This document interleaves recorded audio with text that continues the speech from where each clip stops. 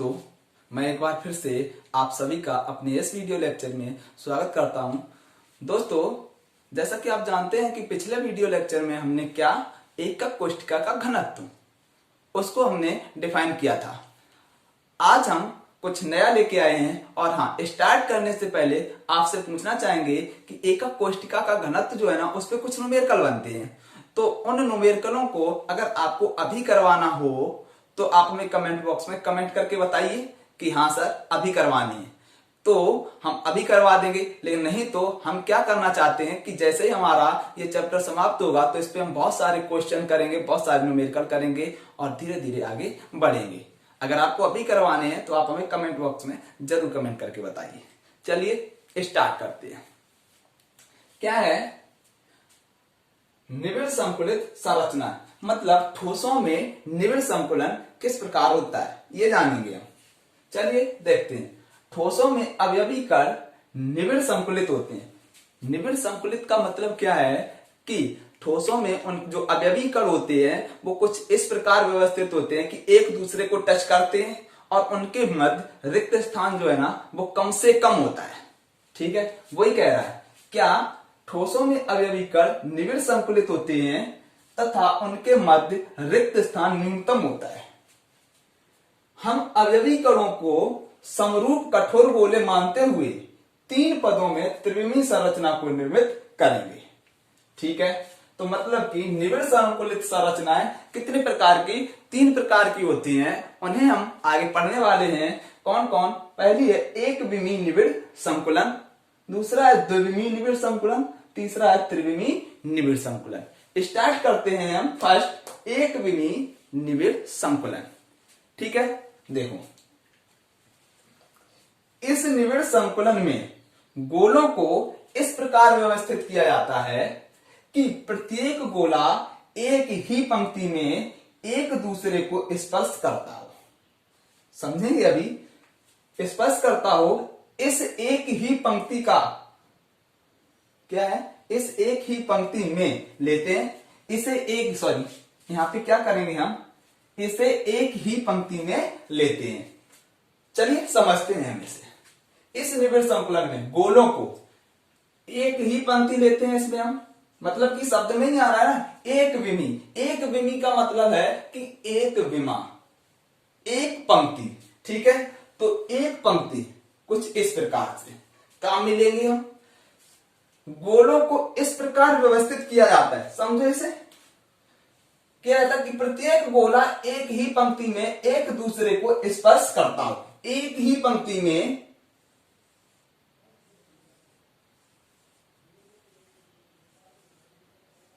इस प्रकार से प्रत्येक गोला एक ही पंक्ति में एक दूसरे को स्पर्श करता हो। इसे एक ही पंक्ति में हम लेते हैं। इसे एक ही पंक्ति में हम लेते हैं। देखो, तो प्रत्येक गोला एक दूसरे को स्पर्श कर रहा है और इसमें हमने एक ही विमा काम में ली हुई है। सही बात है? ठीक। तो आगे क्या कह रहा है? एक कण के निकटतम गोलों की संख्या को उसकी उपसह संयोजन संख्या कहते हैं। आगे कह रहा है कि एक कण के निकटतम मतलब कोई सा और भी हो सकता है, इधर और भी हो सकता है, कितना भी लंबा हो सकता है ना। यहाँ पे जितना अवेलेबल है वो हम आपको समझाने की कोशिश कर रहे हैं। देखो क्या है यहाँ पे? प्रत्येक गोले को उसके निकटवर्ती कितने गोले टच कर रहे हैं? देखो, इस गोले को ले लो, एक दो, इसको ले लो, एक दो, मतलब कि प्रत्येक गोले को क्या दो गोले स्पर्श करेंगे और जितने गोले एक गोले को स्पर्श करते हैं वो उसकी क्या कहलाती है? उपसह संयोजन संख्या। उपसह संयोजन संख्या। तो एक विमीय निबिड़ संकुलित संरचना में उपसह संयोजन संख्या कितनी होती है? दो। देखो, प्रत्येक गोले को दो गोले स्पर्श कर रहे हैं, इसलिए हम कह सकते हैं एक विमीय निबिड़ संकुलन संरचना की क्या उपसह संयोजन संख्या कितनी होती है? दो। उम्मीद करता हूं आपको समझ में आ रहा होगा। फिर से अगर समझ में आ रहा हो आपको तो आप हमें कमेंट में कमेंट करके जरूर बताएं और लाइक जरूर कर दें। और हाँ, अगर ना समझ में आए तो भी हमें कमेंट में कमेंट करके जरूर बताएं, सर यहाँ पे प्रॉब्लम आ रही है, हम आपकी समस्या को सॉल्व करने का पूरा प्रयास करेंगे। ठीक है, आगे बढ़ते हैं। इसका स्क्रीनशॉट ले लीजिए आप। चलिए अब हम देखते हैं द्विविमीय निबिड़ संकुलन। अब द्विविमीय निबिड़ संकुलन में क्या होता है, शब्द में ही है द्विविमीय, मतलब कि दो विमाएं। तो इस प्रकार के निबिड़ संकुलन में हम क्या करते हैं, दो विमाएं काम में लेते हैं। दो विमाएं वो हम बात करेंगे, कौन कौन दो विमाएं होंगी उसे हम आगे बात करेंगे। अभी क्या है देखो, द्विविमीय निबिड़ संकुलन कितने, दो भागों में बटे होते हैं। इनको दो भागों में बांटा गया है, कौन कौन, वर्गीय निबिड़ संकुलन और दूसरा है षटकोणीय निबिड़ संकुलन। चलिए देखते हैं ये वर्गीय निबिड़ संकुलन क्या होता है। हमने क्या कहा, द्विविमीय निबिड़ संकुलन में दो विमाएं काम में लेते हैं। अब वो दो विमाएं कौन होंगी, चलिए देखते हैं। देखो एक तो ये हो गई हमारी, ठीक है, उसके बाद दूसरी ये हो गई, सही बात है, मतलब कि दो विमाएं हो गई कि नहीं। अब इनमें हम गोलों को इस प्रकार रखेंगे, पंक्तियों में इस प्रकार रखेंगे कि वो एक दूसरे को स्पर्श करती हूं। तो देखो रखते हैं, क्या है, एक ये इस प्रकार, ठीक है, और भी बना लो, चलो ये।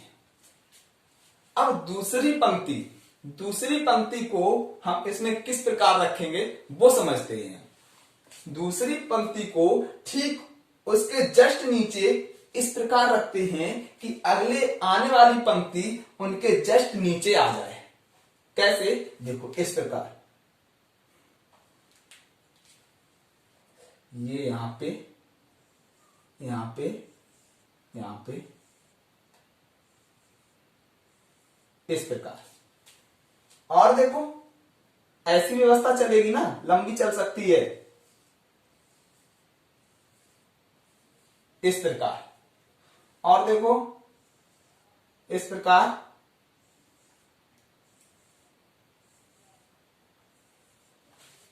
समझ में आ रही होगी ना बातें हमारी, ठीक है। तो अगली पंक्ति को हम इस प्रकार रखते हैं कि आने वाली पंक्ति जस्ट उसके नीचे आ जाए, सही बात है। तो कुछ इस प्रकार से।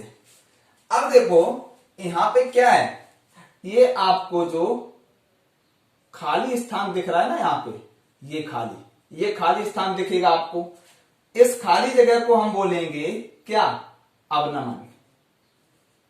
अवनमन इसको बोलते हैं अवनमन। अब देखो ये जो पंक्ति रखी हुई है, कैसे, इसमें हम एक चीज और देखेंगे कि प्रत्येक गोले को कितने गोले स्पर्श कर रहे हैं।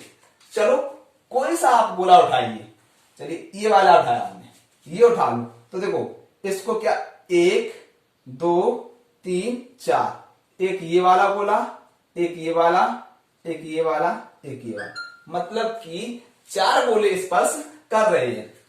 अब इनके केंद्रों को अगर हम मिला दें, कुछ इस प्रकार मिलेगा, कुछ इस प्रकार, इस प्रकार मिलेगा। तो क्या होगा, ये आपका एक वर्ग बन रहा है, वर्ग बन रहा है ना। तो इसीलिए इसको नाम दिया गया है वर्गीय निबिड़ संकुलन, ठीक है। चलिए आगे देखते हैं हम षटकोणीय निबिड़ संकुलन।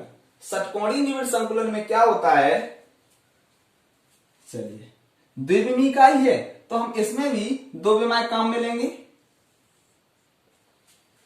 और हां, वर्गीय निबिड़ संकुलन और इसकी उपसह संयोजन संख्या कितनी होगी, उपसह संयोजन संख्या कितनी होगी। हमने क्या कहा था, एक गोले को जितने गोले स्पर्श करते हो वो उसकी क्या कहलाती है, उपसह संयोजन संख्या। अतः इसकी उपसह संयोजन संख्या कितनी होगी, 4 गोले कर रहे ना, 4, इसकी उपसह संयोजन संख्या 4 होती है। अब बात करते हैं षटकोणीय निबिड़ संकुलन। षटकोणीय निबिड़ संकुलन देखिए, दो विमाएं काम में ले रहे हैं हम।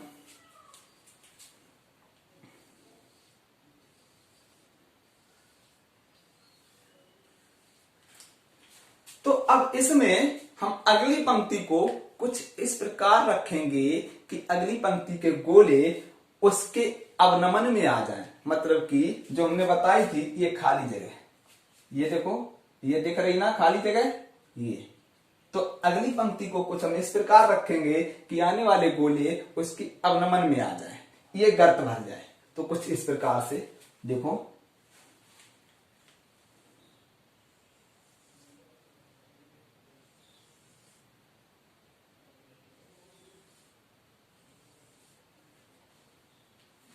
अब इसी प्रकार आगे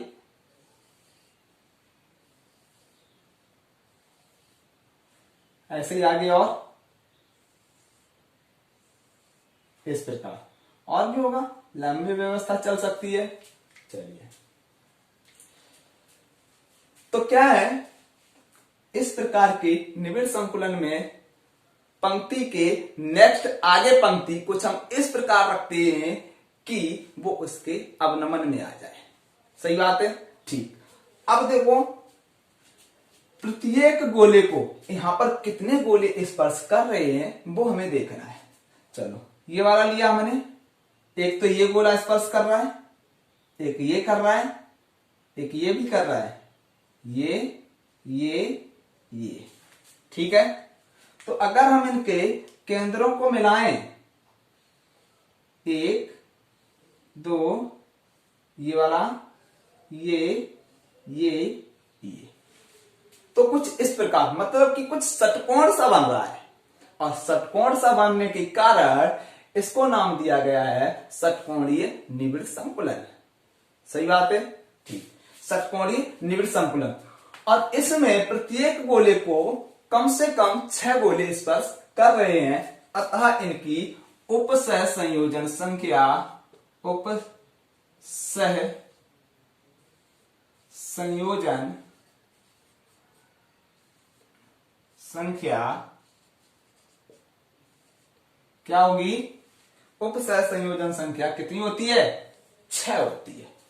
क्या? वही जितने गोले एक गोले को स्पर्श करते हैं वो उसकी क्या कहलाती है? उपसह संयोजन संख्या। चलिए अब देखो एक चीज,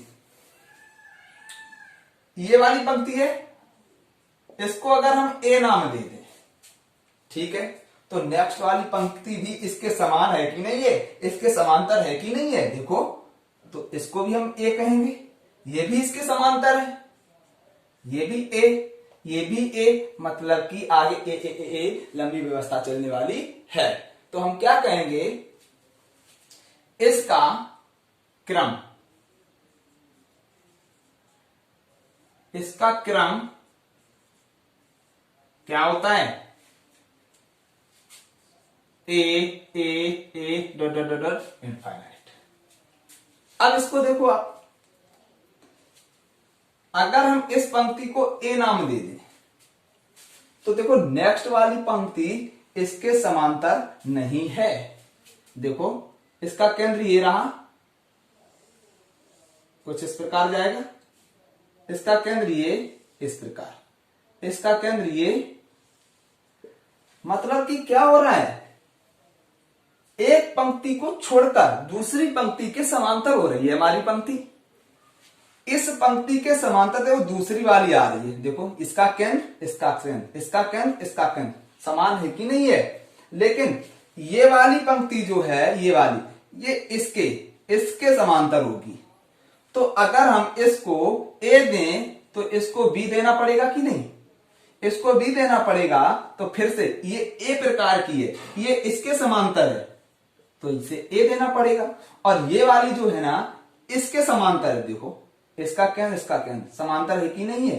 इसका केंद्र देखो यहां पे आएगा, तो मतलब दूसरी वाली के ये समांतर है, तो इसको बी दिया है हमने, तो इसको भी बी देना पड़ेगा।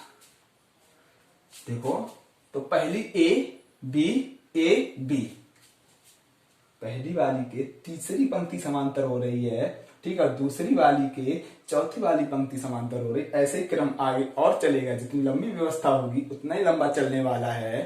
तो इसलिए इसका क्रम क्या हो जाएगा? इसका क्रम क्या हो जाएगा?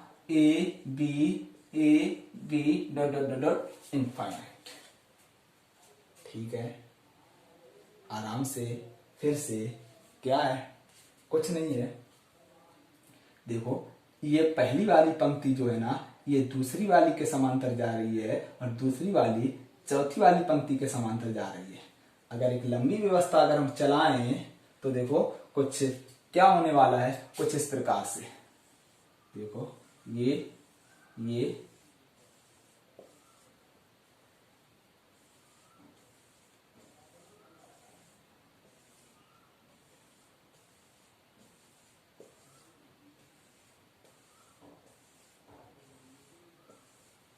अब देखो इसका केंद्र लें, ये कहां पे मिलेगा जाकर के, देखो यहां पे अगर गोला होता तो ये दूसरी वाली, चलिए इसका केंद्र लो, इसके समांतर होगा कि नहीं होगा, वही चीज हम समझाने की कोशिश कर रहे हैं। इसका केंद्र लो, इसका केंद्र लो, ये देखो थोड़ा तिरछा हो गया ना, ये इसके समांतर जाएगा भैया। इसका केंद्र लो, ये इसका केंद्र के समांतर। तो हम वही समझाने की कोशिश कर रहे हैं, क्या है कि पहली पंक्ति ए, अगर पहली ए दी तो दूसरी बी प्रकार की है, अलग है, इससे अलग है, और तीसरी जो है ना इसके समांतर है, तो हमने इसलिए इसको ए नाम दिया, और चौथी जो है ना इसके समांतर। तो इसलिए हम कहना चाहते हैं क्या, इसका क्रम ए बी लंबी व्यवस्था चलने वाली है, तो इसका क्रम ए बी होने वाला है। समझ में आई बात? ठीक। तो क्या है,